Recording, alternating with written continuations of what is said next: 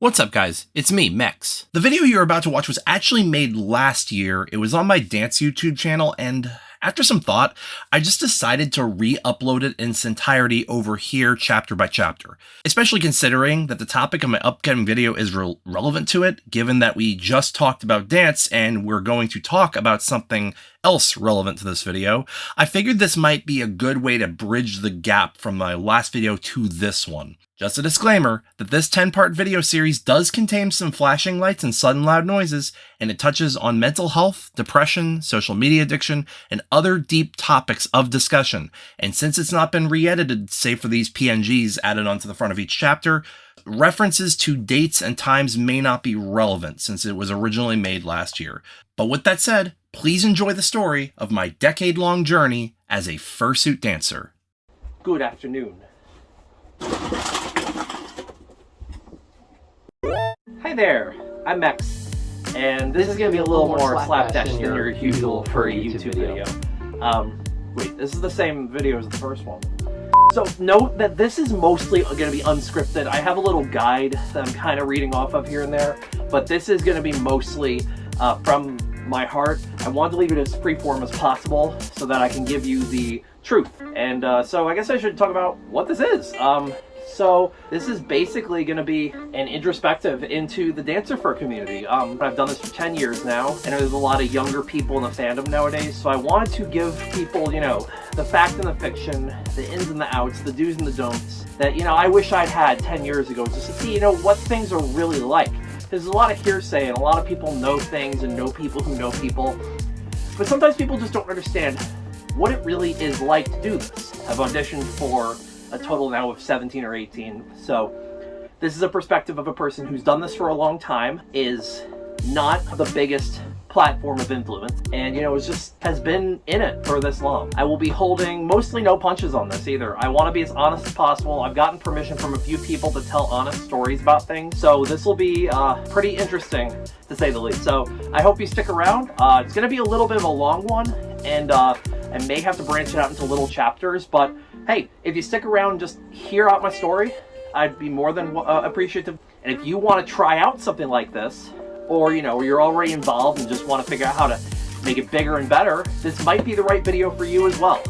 Or if you have social anxiety like me, this also might be the right video for you, so you don't have to worry about, oh my god, everybody hates me!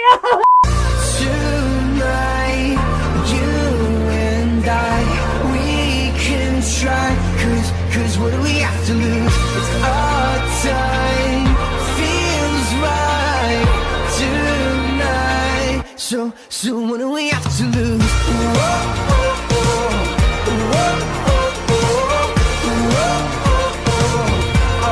So what do we have to lose? I have been a fursuit dancer since 2012, so a little bit about my dance background, like how I started in dance. So let's go back a little bit. I was never really involved in any drama or stage performances as a kid. Most I'd ever done is maybe like stage hand during a play, because I got really bad stage fright, and I didn't want to be in the spotlight as a kid. So I had really bad anxiety growing up with that. I didn't want to be seen. I didn't want anybody to know who I was. As I got towards adulthood, and you know, this is in 2009, I was, you know, talking with some friends online in the furry fandom, because I found the furry fandom. And back in the day, you would use instant messengers like AIM, or for me it was MSN Live and Yahoo Messenger. And of course, when Skype came about, you used Skype. It became kind of the standard for communication within the fandom until Telegram kind of replaced it. Around 2009, this thing in the furry fandom was starting to happen called the dance competition. And I didn't really know much about it because I'd never been to a con at that point, but I knew about it. And I knew of its existence because one of my friends online told me about it, and we watched the AntherCon 2009 dance competition on a YouTube video, a rerun.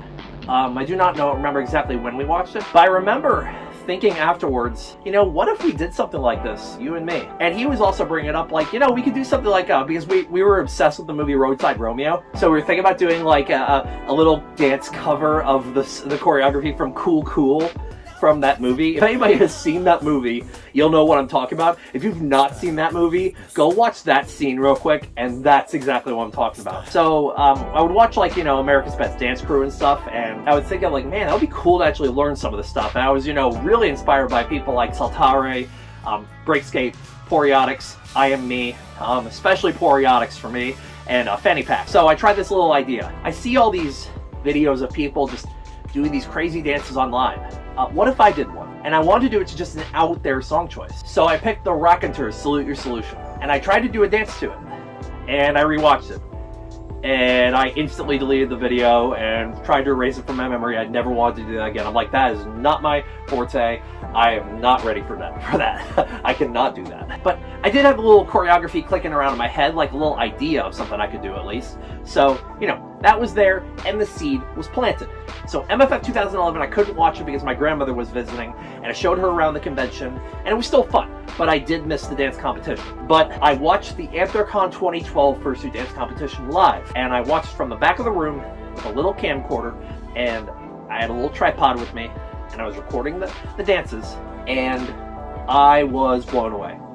I was amazed by the magic occurring in front of me, and I'm somebody who chases that feeling of, I want that fire in me. I want that passion. I love that feeling. There was one particular performance that really blew my mind, and that was Atsu Fox. Some of his combos, some of his concepts, and it was like those illusion concepts that reminded me a little bit of Poriotics in a way, and a little bit of what I saw on ABDC.